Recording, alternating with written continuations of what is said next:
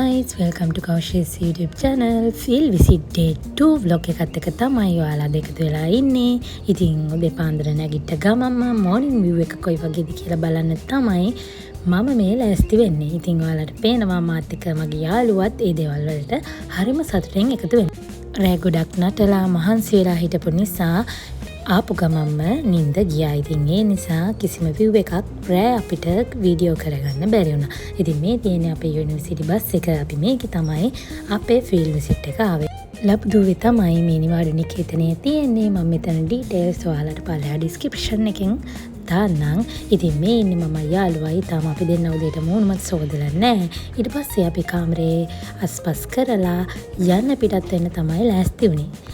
දේශගුණය පොඩ්ඩක් වෙනස් වෙච්ච නිසා අපේ ගල්ගමුවේ යාළුවා ඊරේ පොඩ්ඩක් අසනීප වුණා. ඉතින් එයා ගැන බලලා අපි යන්න තමයි පිටත් වුණේ. ඉතින් යනකොට ලිෆ්ට් එකේදී අපි ගත්ත ලස්සන වීඩියෝ ක්ලිප්ස් ටිකක් තමයි මේ තියෙන්නේ. ඉතින් අපි කට්ටියටම පිස්සුනේ. ඉතින් මේ වගේ පිස්සු වැඩ තමයි මිර එකක් හම්බ වෙච්ච ගමන්ම කරන්නේ. ඉතින් දැන් අපි මේ යන්නේ බ්‍රෙක්ෆාස්ට් එක ගන්න. ඉතින් බ්‍රෙක්ෆාස්ට් එක අරගෙන අපේ බෑග්ස් ටික ඔක්කොම බස් එකට දාලා ඊට පස්සේ අපි කට්ටිය මොකද කරන්න කියලා බලමු. ඉතින් අපි යනකොට ලෙක්චර්ස්ලා ටිකයි අපේ අනිත් යාළුවෝ ටිකයි ඇවිල්ලා කෑම කන ගමන් තමයි හිටියේ. ඉතින් අපේ අද උදේ ආහාර වලට තිබ්බේ පාන්, බත්, බිත්තර, මාළු, පොල් සම්බල් වගේ දේවල්. ඉතින් මේ තියෙන්නේ මම බෙදාගත්ත කෑම එක. ඉතින් මේ ඉන්නේ මගේ අතිජාත මිත්‍රයා. Day 2 වල අපේ පළවෙනි නැවතුම වුණේ Galle Richard Pathirana public library එක. ඉතින් මේ තියෙන්නේ පබ්ලික් ලයිබ්‍රරි එක. ඔයාලා ගාල්ලේ ඉන්න කෙනෙක් නම් අනිවාර්යෙන් මෙතෙන්ට ගිහින් ඇති. හැබැයි ෆස්ට් ටයිම් තමයි මමත් පබ්ලික් ලයිබ්‍රරි එකට විසිට් කරේ. මම අම්බලන්ගොඩ හික්කඩුව පබ්ලික් ලයිබ්‍රරි වලට ගිහින් තිබුණාට ගාල්ලේ පබ්ලික් ලයිබ්‍රරි එකට ගිහින් තිබුණේ නැහැ. ඉතින් මේක මගේත් පළමු අත්දැකීම. ඉතින් ඔයාලට පේනවනේ කොච්චර පොඩි ඉඩ ප්‍රමාණයක වුණත් මේක හරිම ලස්සන විදියට arrange කරලා තිබ්බා. ඉතින් හරිම ලස්සන ලයිබ්‍රරි එකක්. ගොඩාක් පාඨකයෝ මෙතන පොත් පරිශීලනයට එකතු වෙනවා කියලා අපිට එතනදි දැනගන්න ලැබුණා. ඉතින් අපි ටික ගියපු ගමන්ම අපිට ලයිබ්‍රරි එක ගැන ලොකු විස්තරයක් කියා දුන්නා. එතන ඉන්න ලයිබ්‍රේරියන් ඇතුළු ස්ටාෆ් එක ගොඩක් හොඳ ස්ටාෆ් එකක්, ගොඩක් ලොකු ස්ටාෆ් එකක් ඉන්නවා මේ පබ්ලික් ලයිබ්‍රරි එකේ. ඉතින් මෙතන විද්‍යුත් අංශයක්, ඒ වගේම ආබාධිත පුද්ගලයන් සඳහා බ්‍රේල් පොත් අංශයක්, ඒ වගේම විමර්ශන අංශය, ළමා අංශය, ලෙන්ඩින් එක වගේ අංශ කිහිපයකින් සමන්විත වෙනවා. ඉතින් මහල් 3කින් සමන්විත වෙන මෙම පබ්ලික් ලයිබ්‍රරිය මම ලංකාවේ දැකපු හොඳම පබ්ලික් ලයිබ්‍රරි එකක් විදියට මට හඳුන්වන්න පුළුවන්. අපි දැන් ඉන්නේ පළමු මහලේ. පළමු මහලේ තියෙන්නේ බැහැරදීමේ පොත් අංශය. ඉතින් මෙතනදී පොත් ඔයාලට ගෙනියන්න අවස්ථාව තියෙනවා. හැබැයි අපි දැනගත විදිහට මේ ප්‍රදේශයේ වරිපණම් ගෙවන කෙනෙක්ට විතරයි ලයිබ්‍රරි එකෙන් පොත් බැහැර ගන්න පුළුවන්. ඉතින් ඔයාලට මේ ප්‍රදේශයේ කවුරු හරි නෑදෑයෙක් එහෙම ඉන්නවනම් ඔයාලට අනිවාර්යෙන් පබ්ලික් ලයිබ්‍රරි එකේ මෙම්බර්ෂිප් එක ගන්න පුළුවන්. අපි දැන් මේ ඉන්නේ ළමාංශයේ. ඉතින් ළමාංශය හරිම ලස්සනයි. මම දැකපු ලස්සනම ළමාංශයක්. එතන ළමයිට සෙල්ලම් කරන්න පොඩි ප්ලේ ඒරියා එකක් තිබුණා. ඒ වගේම යාලට වෙනම ඇකඩමික් වැඩ කරන්න ලස්සන තැන් තිබුණා. ඒ වගේම මෙන්න මේ තියෙන්නේ අලියෙක්ගේ ඇට සැකිල්ලක්. ඉතින් ඒකත් හරිම අපූර්ව දෙයක් ලයිබ්‍රරි එකකට. ඉතින් මම දැකපු ලස්සනම දෙයක්. ඉතින් මේ තියෙන්නේ පබ්ලික් ලයිබ්‍රරි එකෙන් අනිවාර්යෙන්ම දෙමළ පන්ති සහ හින්දි පන්ති පවත්වනවා කියලා අපිට දැනගන්න ලැබුණා නොමිලේම. ඉතින් ඔයාලා දැක්කේ අපේ යාළුවෝ ටිකක්. එයාලා ඉතින් පොඩි ළමයි වගේනේ. අපි දැන් ඇවිල්ලා ඉන්නේ මේ තවනමාල විමර්ශන අංශයේ. අපි ලයිබ්‍රරි විසිට් එකට ගියේ සෙනසුරාදා දවසක. ඉතින් බලන්න කෙතරම් පාඨකයෝ පිරිසක් මේ පුස්තකාලය පරිහරණය කරනවද කියලා. ඉතින් ඇත්තටම එවන් පාඨක පිරිසක් මේ වගේ පබ්ලික් ලයිබ්‍රරි එකක දැක ගන්න ලැබීමත් ලොකු සතුටක්. ඉතින් ඔයාලා ගාල්ලාවට කෙනෙක් නම් ඔයාලට මේ පබ්ලික් ලයිබ්‍රරි එක භාවිත කිරීමේ හැකියාව තියෙනවා. රිචඩ් පතිරණ පබ්ලික් ලයිබ්‍රරි එක ගැන විස්තර සාකච්ඡාවේදී අපිට දැනගන්න ලැබුණා මේ ලයිබ්‍රරි එක හරහා ජංගම පුස්තකාල සේවයක් පවත්වනවයි කියලා. ඩීමෝබට් එක කරහා තමයි මේ දේ සිද්ධ වෙන්නේ කියලාත් අපිට දැනගන්න ලැබුණා. ඉතින් ඔයාලට පේනවා විමර්ශනාංශයේ කතරම් විශාල පොත් ප්‍රමාණයක් තියෙනවද කියලා. ඒ වගේම විශාල පාඨක පිරිසකට මෙන්න මේ ලයිබ්‍රරි එක භාවිත කිරීමේ හැකියාවත් සලසලා දීලා තියෙනවා. ඉතින් ඊට පස්සේ අපි කට්ටියට පොඩි සංග්‍රහයක් ලයිබ්‍රරි ස්ටාෆ් එකෙන් ලෑස්ති කරලා තිබුණා. ලයිබ්‍රරි විසිට් එකෙන් පස්සේ කට්ටියම ගොඩක් මහන්සි වෙලා හිටපු නිසා හම්බුන දේවල් ඔක්කොම ටික අපි කට්ටිය ෂෙයා කරගෙන කෑවා. දේවන් වලදී අපේ රිසර්ච් 2 එක කම්ප්ලීට් කරගන්න බැරි වෙච්ච නිසා අපි කට්ටියව ලයිබ්‍රරි විසිට් එකෙන් පස්සේ ආයෙත් ගෝල් ෆෝර්ට් එකට ගියා අපේ රිසර්ච් එක කම්ප්ලීට් කරගන්න. ඉතින් මේ තියෙන්නේ අපි රිසර්ච් එක කරන අවස්ථාවක්. ඊට පස්සේ අපි කට්ටියම ගාල්ලෙන් පිටත් වෙලා ගියේ කොක්කල මාරින් වික්‍රමසිංහ ජන කෞතුකාගාරයට. ඉතින් අපි මේක ඇතුළට ගිහිල්ලා මුලින්ම තිබුණේ අපේ දවල් ආහාරය ගැනීම. ඉතින් අපි මේ කට්ටිය ඇවිදගෙන යන්නේ අපි දවල් ආහාරය ගන්න තැනට. ඉතින් මෙතන ඔයාලට ආවොත් අනිවාර්යෙන්ම ආහාර ගැනීමේ අවස්ථාවක් මෙයාලා සලසලා දීලා තියෙනවා. ඉතින් අපේ ටිකට් එක රුපියල් 100ක් වගේ තමයි උනේ. ඉතින් අපේ ටිකට් ටික මැඩම් ගත්ත නිසා අපි දන්නේ නැහැ මෙතන කොහොමද ප්‍රයිසස් යන්නේ කියන දේ නම්.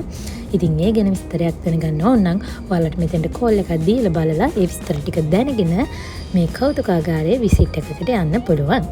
ඉතින් මෙතන හරිම ලස්සන තැනක්, හරිම නිස්කලංක තැනක්, හරිම ලස්සන සුන්දර පරිසරයක් තමයි මෙතන තියෙන්නේ. ඉතින් අපි කට්ටිය හයියෙන් මේ යන්නේ අපේ දවල් ආහාරය ගන්න. ඉතින් ගොඩක් බඩගින්නේ හිටපු නිසා කට්ටියත් එක්ක කතා නොකරම කෑම එක ලියාගෙන කෑවා. ඉතින් හරිම රස කෑම එකක් මෙතනදී අපිට හම්බුණා. ඔයාලට පේනවා අපේ කෑම එකේ වම්බට මෝජෝ චිකන්, බෝන්චි, කොළමැල්ලුමක්, ඒ වගේම පරිප්පු වගේ දේවල් අඩංගු වෙලා තිබුණා. ඉතින් මෙතන ඔයාලට වතුර ලබා ගැනීමේ හැකියාවක් තියෙනවා. ඉතින් අපිට කොහේ හරි ගියාම වතුර ප්‍රශ්න අනිවාර්යෙන් වෙනවනේ. ඉතින් ගාල්ලාවට නම් හැම තැනකම වගේ තියෙන වතුර ඔයාලට බොන්න පුළුවන්. ඉතින් මුලින්ම මියුසියම් එකේ ඉන්ට්‍රොඩක්ෂන් එකක් තමයි අපිට මෙතනදී ලබා දුන්නේ. ඒ වගේම මාරින් වික්‍රමසිංහ මහතාගේ ජීවන කතා පුවත අපිට මෙතෙන්දී ලස්සන වීඩියෝ එකක් කරා දැක ගන්න ලැබුණා. ඉතින් ඒක හරිම ලස්සනයි. ඒක බලන්න හරිම ආස හිතෙනවා. ඉතින් අපිට ඒ ඔක්කොම ඉවර වෙනකම් බලන්න බැරි වුණා. මොකද අපේ ටයිම් එක ගියපු නිසා. ඉතින් ඊට පස්සේ අපි කෞතුකාගාරයේ විසිට් එකට තමයි ගියේ. ඉතින් මෙතනදී අපිට වීඩියෝ කිරීමේ හැකියාවක් තිබුණ නිසා මං ඔයාලට පෙන්වන්න පොඩි වීඩියෝ ක්ලිප්ස් ටිකක් ගත්තා. ඉතින් ඔයාලා කැමති නම් ඔයාලට පුළුවන් මෙතෙන්ට ගිහින් ඔයාලගේ ඇස් දෙකෙන්ම මෙතන කොයි වගේද කියලා බලාගන්න. ඉතින් ගොඩක් පෞරාණික දේවල් තමයි මෙතෙන්දී අපිට දැක ගන්න ලැබුණේ. ඒ වගේම වෙස්මුණු කලාව, ඒ වගේම රූකඩ කලාව වගේ දේවල් මෙතෙන්දී අපිට දැක ගන්න ලැබුණා. ඉතින් මේ දේවල් දැකීම හරිම සතුටක් වුණා. මම මගේ පළවෙනි වතාවට තමයි මේ මියුසියම් එකට විසිට් එකක් ගියේ. ඉතින් ඒක හරිම සුන්දර අත්දැකීමක් වුණා. ඒ වගේම ගොඩක් පැරණි රෙදිපිලි, ඒ වගේම මුළු තැන්ගයක් අතීතයේ තිබුණ විදිය කොයි වගේද, ඒ වගේම අතීත වඩු කර්මාන්තය, ගැමි කර්මාන්තය කොහොමද පැවතුනේ, ඒ වගේම දීවර කර්මාන්තය වගේ සෑම කර්මාන්තයකම බඩු භාණ්ඩ, ආම්පන්න වගේ දේවල් අපිට මෙතෙන්දී දැක ගන්න ලැබුණා. ඉතින් ඔයාලට පුළුවන් ඔයාලගේ කුඩා දරුවන් එක්ක ඇවිල්ලා මේ මාරින් වික්‍රමසිංහ කෞතුකාගාරය බලන්න. ඩවුන් සවුත් වල ට්‍රිප් එකක් එන්න ඉන්න කෙනෙක් නම්, ඒ වගේම ආපු කෙනෙක් නම් ඔයාලට මේ තැන මිස් වුණා නම් ආයෙත් සැරයක් ඇවිදින් මේ තැන විසිට් කරලා යන්න පුළුවන්. ඉතින් හරිම ලස්සනයි.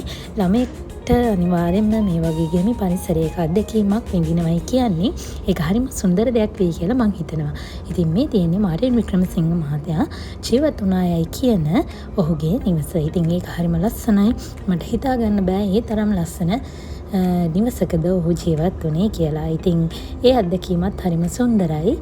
මේ හැම තැනක්ම අපිට වීඩියෝ කිරීමේ හැකියාවක් තිබුණ නිසා මං ඔයාලට මට පුළුවන් විදියට මං මේ ව්ලොග් එකට එකතු කරලා තියෙනවා. ඉතින් මේ තියෙන්නේ එතුමාගේ සාලය.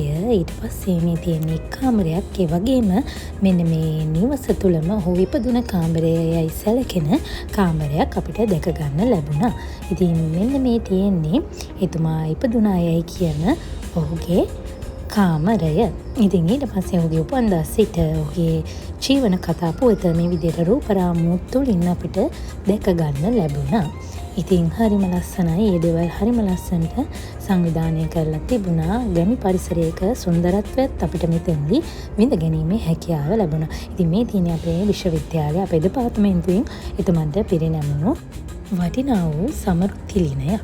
ඉතින් ඊට පස්සේ අපි කට්ටියම ඊළඟ අපේ නැවතුම දක්වා යන අතරතුර අපි කට්ටියම සින්දු කියන ගමන් බොංගු ගහන ගමන් අපේ ආතල් එක ගත්තා. ඉතින් ලෙක්චර්ස්ලා කියලා නෑ. යාළුවත් අපිත් එක්ක හරිම විනෝදයෙන් මේ ගමනට එකතු වුණා. ඉතින් අපි කට්ටිය ගොඩාක් ආතල් ගත්තා. ඊට පස්සේ අපි ගියේ කොහෙටද කියලා බලමු. ඊට පස්සේ අපි ආවේ රූමස්සල. ඉතින් ගාල් එන කෙනෙක් නම් අනිවාර්යෙන්ම රූමස්සල ඇවිල්ලා ඇති කියලා මං හිතනවා. ඒ වගේම ගාල්ලාවට ඉන්න කෙනෙක් නම් ඔයාලා අනිවාර්යෙන්ම රූමස්සල ඇවිල්ලා ඇති. ඉතින් රූමස්සල කියන්නේ ගොඩාක් ලස්සන තැනක්. ගාල්ලාවට කෙනෙක් හැටියට මමත් ඉතින් පවුලේ අයත් එක්ක ඇවිල්ලා තියෙනවට අමතරව මගේ ඩිපාර්ට්මන්ට් එකේ යාළුවොත් එක්ක අද රූමස්සල එන්න ලැබීම ලොකු සතුටක්. ඉතින් මම ඔයාලට පෙන්නන්න ලස්සන වීඩියෝ ක්ලිප්ස් ටිකක් මේ විදිහට ගත්තා. ඉතින් ඔයාලට පේනවා අපේ යාළුවෝ ගොඩාක් දුර පළාත්වල අය හිටපු නිසා එයාලට මෙතන ලොකු අත්දැකීමක් වෙන්න ඇති. එයාලා ලස්සන ෆොටෝස් ගත්තා, වීඩියෝස් ගත්තා. ඉතින් මමත් මට පුළුවන් විදිහට එයාලගේ ෆොටෝස් අරගෙන දුන්නා. ඊට පස්සේ මම මේ විදිහට රූමස්සල චෛත්‍ය වටේ ලොකු රවුමක් ගියා. ඔයාලට ලස්සන වීඩියෝ ක්ලිප්ස් ටිකක් අරගෙන පෙන්වන්න ඕන නිසා. ඉතින් එතන හරිම ලස්සනයි. අපිට මුහුද ගොඩාක් ලස්සනට පේන නිසා ඒ දිහා බලාගෙන ඉන්න හරිම ආසයි. ඉතින් ඔයාලට පේනවා අපේ කට්ටිය ගොඩාක් මුහුද දිහා බලාගෙන ඒ සුන්දරත්වයේ විඳින ආකාරය. ඊට පස්සේ අපි එතන තිබු පුදුගේ ඇතුළට යනකොට මෙන්න මෙහෙම දෙයක් අපිට දැක ගන්න ලැබුණා. ඊට පස්සේ අපි ගියේ ජංගල් බීච් එක පැත්තට. ඉතින් අපේ කට්ටියට බීච් එකට යන්න ඕන කියපු නිසා අපි ආලව ජංගල් බීච් එකට තමයි එකන්. ඉතින් අපේ ගාල්ලේ අනිත් යාළුවෝ තමයි මේ පාර පෙන්වන්න ඉදිරියෙම යන්නේ. ඔයාලට පේනවා ජංගල් බීච් එකට යන මග දෙපස එක එක විදිහේ කඩවල් තියෙනවා. ඉතින් අපිට මේ වගේ නවතින්න වෙලාවක් තිබුණේ නැහැ. මොකද අපේ අයට ටක් ගාලා බීච් එකට යන්න ඕනේ කියපු නිසා. ඉතින් මම ඔයාලට පෙන්වන්න ඕන නිසා යන මග දිකටත් ලස්සන වීඩියෝස් ටිකක් ගත්තා. ඉතින් මෙතනදී පයින් යන්නත් පුළුවන් ඔයාලට. එහෙම නැත්නම් බයික් එකක වගේ යන්නත් පුළුවන්. ඉතින් ලොකු වාහනයක් ගිහිල්ලා පල්ලමේ ටිකක් යන්න අමාරු නිසා පයින් යන එක හරි බයික් එකකින් යන එක හරි තමයි වඩාත් උචිත කියලා මම හිතනවා. ඉතින් මේ පාරේ ගොඩක් ත්‍රිවිල් වගේ දේවල් යනවත් මම දැක්කේ නෑ. මොකද ඔයාලට පේනවා ගල් කණ්ඩි වගේ ගොඩක් තැන්වල තියෙනවා. ඒ වගේම ගොඩක් බෑවුම් තියෙනවා. ඒ නිසා අනිවාර්යයෙන් පයින් යන එක තමයි සුදුසු වෙන්නේ. ඉතින් බයික් එකකත් ඔයාලට පල්ලෙහාට වෙනකන් එන්න පුළුවන්. ඉතින් මේ ටික නම් අනිවාර්යෙන් ඔයාලා පයින් තමයි යන්න වෙන්නේ. ඔයාලට පේනවනේ කොච්චර දුෂ්කරද කියලා එතන ගමන් මාර්ගය. ඉතින් ඊට පස්සේ මේ තියෙන්නේ මම එතනදී ගත්ත ලස්සන වීඩියෝ ක්ලිප්ස් ටිකක්. ඉතින් ඔයාලට පෙන්නන්නම් මගේ යාළුවෝ ටික මොකද මෙතන ගිහින් කරේ කියලා. ඉතින් එයාලා බීච් එකට පළවෙනි පාට ආපු අයත් හිටපු නිසා එයාලට නම් මේක ලොකු අත්දැකීමක් වෙන්න ඇති. හැබැයි මම ගෙදර යන්න ඕන නිසා මම මෙතනදී බීච් එකට බැස්සේ නැහැ. ඉතින් මං දුර ඉඳගෙන එයාලා ආස විදියට එයාලගේ ලස්සන ෆොටෝස් ඒ වගේම වීඩියෝස් අරගෙන දුන්නා. ජංගල් බීච් එකට එන්න පාරවල් කිහිපයක්ම තියෙනවා. මම මේ පාරේනොත් ඇවිල්ලා තියෙනවා. ඒ වගේම තව එහා පැත්තෙන් තව පාරක් තියෙනවා. එතනින් එන්නත් පුළුවන්. ඉතින් මම දන්නේ ලීසි කොහෙන්ද කියන්න. පාරවල් දෙකම ටිකක් කටුකයි. ඉතින් මම හිතනවා මේ පාර ටිකක් ලේසි කියලා. අර මැද පාරෙන් එනවට වඩා ඒ පාර පොඩක් රිංගගෙන ඒ විදිහට තමයි එන්න තියෙන්නේ. ඇඩ්වෙන්චර් වගේ කරන්න කැමති කෙනෙක් නම් මේ මැද පාරෙන් එන එක ගොඩක් වටිනවා. ඒ පාර හරිම ලස්සනයි. ඒ වගේම බඩගාගෙන වැල්වල එල්ලලා වගේ තමයි එන්න තියෙන්නේ.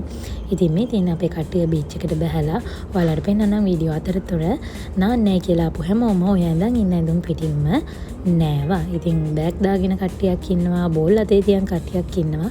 අන්තිමට හැමෝගෙම ඇඳුම් ඔක්කොම තෙමාගෙන මෙයාලා සෙල්ලම් කරලා තමයි ආවේ. ඉතින් මේ වීඩියෝ ක්ලිප් එක යාලා කියපු දේවල් මට ඔයාලට අහන්න දෙන විදියක් නෑ. මොකද කොපිරයිට් වදින නිසා. මම ආයෙත් මේ වගේ බ්ලොග් එකක් අරන් එන්නම් යාළුවනේ. එහෙනම් මම ගිහින් එන්නම්. බයි.